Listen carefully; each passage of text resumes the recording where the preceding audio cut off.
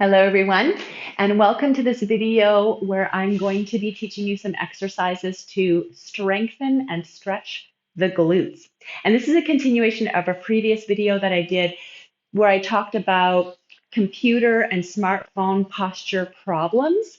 And so you can check out that video as well. But just briefly, I'll say here is that if you're sitting at the front of your chair with your butt, but your upper body is leaning back against the chair while you're at the computer or your phone, then you're creating a lot of compression and tightness and weakness through this whole part of the body. And so bring your butt to the back of the chair. Bring your shoulders to the back of the chair so everything is stacked up. Or if you are going to sit at the front of your chair, to bring the rest of the body with it. So again, if everything is all lined up.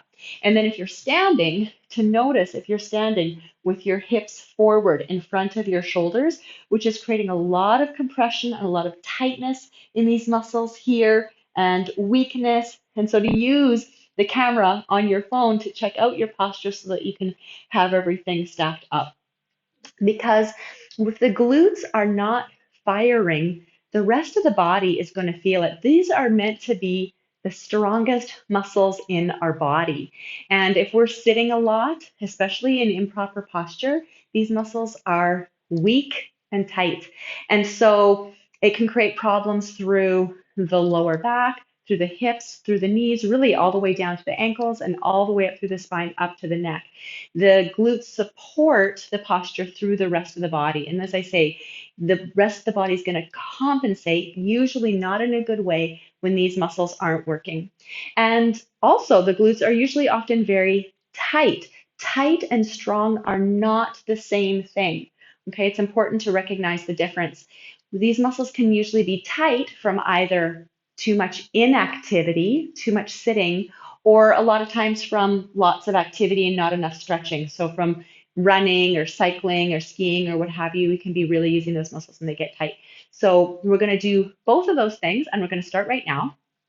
Now, we'll start with strengthening, and I'll say that there are a lot of glute strengthening exercises out there, and most of them are pretty fantastic. So please feel free to try any of the ones that you see, but I'm going to take advantage of the fact that we have a chair, and so you can have yourself set up. You can do this with me. Have yourself set up with yourself in like an all fours position, I'm going to say.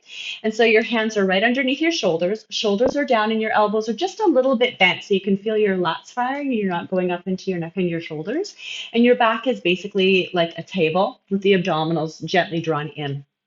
And we're going to do the leg squares, and you'll see why they're called the leg squares right now.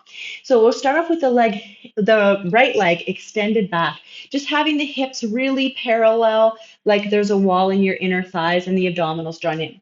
Then you're going to tuck your right knee in towards your chest, then lift it out to the side, let your hip turn, and so I'm calling this the fire hydrant position. Then bring the leg straight back, and the hip is still turned out, and then turn the hips and the knees level. Okay, so that's our square.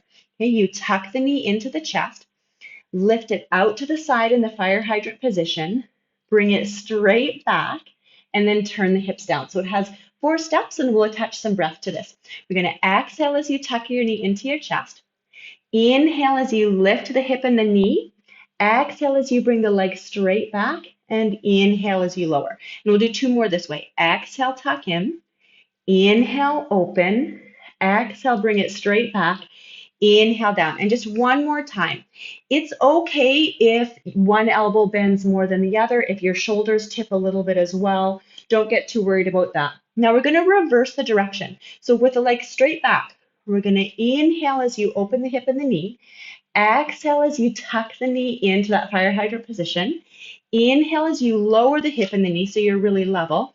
And then exhale as you bring the leg back. And again, inhale, open the hip and the knee, let it rotate.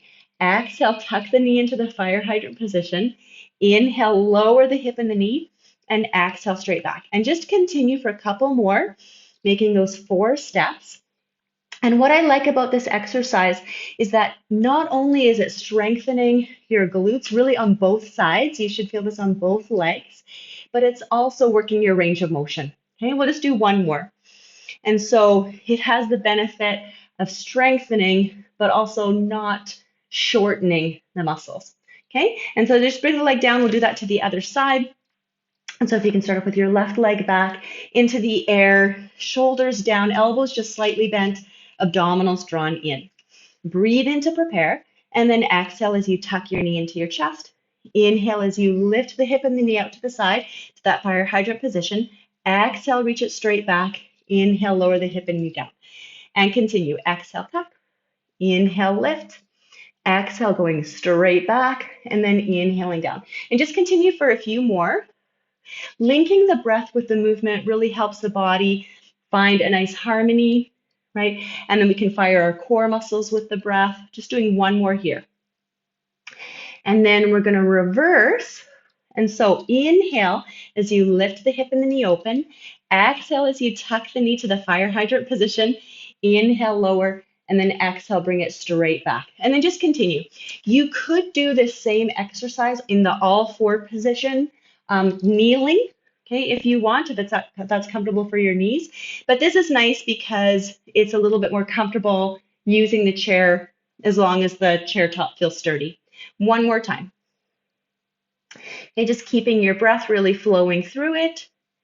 And then once you're done, if you can come down, walk your feet forward, curl up, and we'll go into stretching. And so I'm going to, again, take advantage of the fact that we have a chair. And if you can come to sitting, and we'll start off bringing your right ankle up on top of your left knee. And I want you to have the ankle on the knee as opposed to the foot, so you're not rolling the ankle and you're having it in a straight alignment. So flex that right foot. And then start off sitting up tall so you can feel your sitting bones that you're sitting on and have the feeling of the sitting bones widening apart. Okay, it's a very subtle image, but it helps to get the glutes to begin to have the feeling of stretching. And then you might just stay here. This might be enough for you. You might put a gentle pressure onto your right thigh, or you could take it further by lengthening up through your waist and then hinging forward in a long spine and just pausing wherever you feel the stretch. Just stay here, breathing, sending lots of good oxygen right to your butt. And so you might imagine that you're breathing all the way down into these muscles. And as you breathe out, that there's a flushing, a cleansing out that's happening. It's good to stay into this position for 30 seconds to a minute. I'm just going to get you to stay here for one more full breath. And then if you can hinge yourself up, and then we'll do this to the other side. So coming up, crossing your left ankle over your right knee, sit up tall and just check out how it feels on this side. It can be very different from one hip to the other. So just to note that. And again, you're sitting up tall. Maybe you have your hand on your left thigh and that's enough. Or lengthen up through your waist, hinge forward, staying here and breathing. And this is a stretch that you could really do every day because these muscles, as I say, they're usually weak and tight.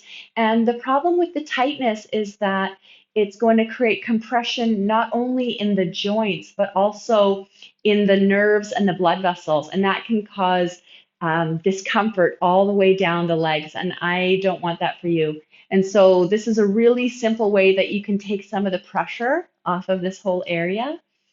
And it can be easily done sitting in your chair. Okay, just taking one more breath here.